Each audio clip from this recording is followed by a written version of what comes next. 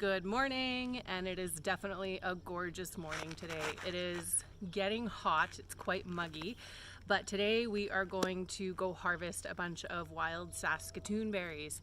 Saskatoon berries are really common in our region, and even in urban areas they can be really plentiful, and I'm finally seeing the bushes full of huge plump, well, what are they? Blue-purple berries. Like, they look so good. So we're actually taking the bike and we're gonna go bike to the area where I know they are, and we're gonna fill a huge bucket full. And we have some plans with these berries. We're not a huge fan of like just straight Saskatoon berry jam. So what I wanna do with this is even just can the juice and then use it in a variety of things just to flavor. So also wild harvesting is a huge focus of mine this year. So Saskatoon berries, raspberries, fireweed, and rose hips are going to be my 4 focuses for wild harvesting. A lot of the wild harvesting in our area you do in like the springtime or the fall. We do have wild blueberries, but you have to go quite a distance for those, so I'll probably leave those on the back burner for another year. But I do know of a good spot for raspberries, a great spot for fireweed, and there's actually a ton of wild rose bushes in our area as well. So, but that's more of a November thing. Today we're focusing on Saskatoon berries. So we're gonna gear up the bike and we're gonna head on over to the area. We'll just see how many we can gather. Can't wait.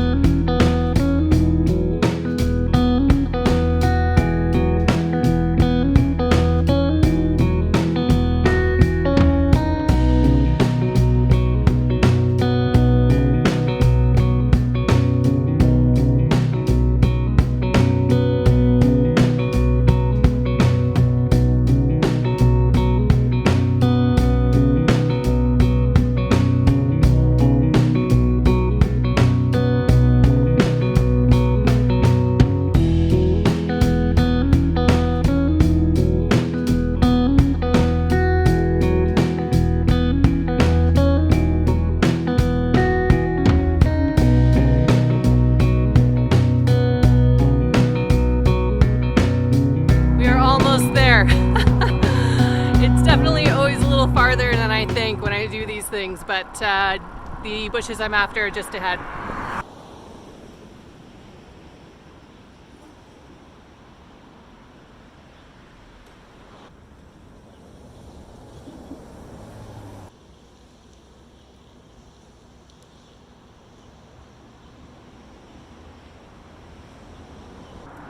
So I'll bring the branch over just a little bit so you can see.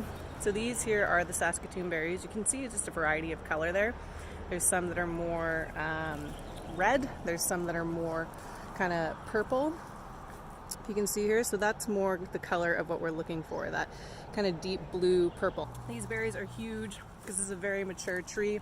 As you can see, the tree is actually quite flexible. I'm able to pull the branches over very easily. And the berries come off really nicely when they're ripe. If you've never had Saskatoon berries, they do have a little bit of a tart taste to them. They are sweet, but more tart. They also have a bit of a licorice feel and or licorice taste. So if you're not a fan of like licorice, black licorice, I would not recommend Saskatoon berries. It would be better if you blended them with something.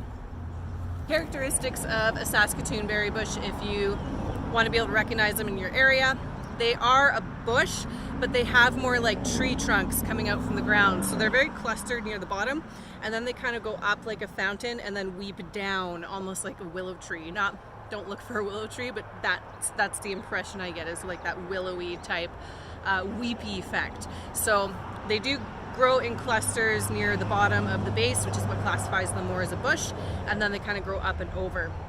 The leaves are also a really pretty green. They're almost like a light minty green in the spring, and then they darken over the summer. And the leaves are actually quite sparse for a bush. They look more like just a small immature tree in the spring when they're not flowering or producing. The flowers themselves are white. I didn't get any images of the flowers, so maybe I'll just find a picture online or what have you, or just look it up, Saskatoon berry flower. And then after they flower, obviously the berries come out. They are very, very green, like any berry in the beginning. and then they turn into a pink and then a red, and then they get to be that sort of blue purple color, and that's when you want to harvest them. So we're gonna go along here. There's a whole trail. This whole trail is just littered. So this is where I'm gonna start. I did bring a bucket with me. I do hope to fill this entire bucket. I think I filled it about this full a couple years ago, and that was more than I can handle. But what I want to do this year is juice. I just want to make pure juice with them and then can the juice, and then we can add the juice to other things. So I want to get more this year than previous years. If I can't fill the bucket on this path, then we'll head back down the road, because they grow all along this road. And this road is in the middle of the city, and thousands of cars drive it every single day, and guaranteed people have no idea what they're driving past. So yeah, we're gonna get started here and see if we can't fill our bucket.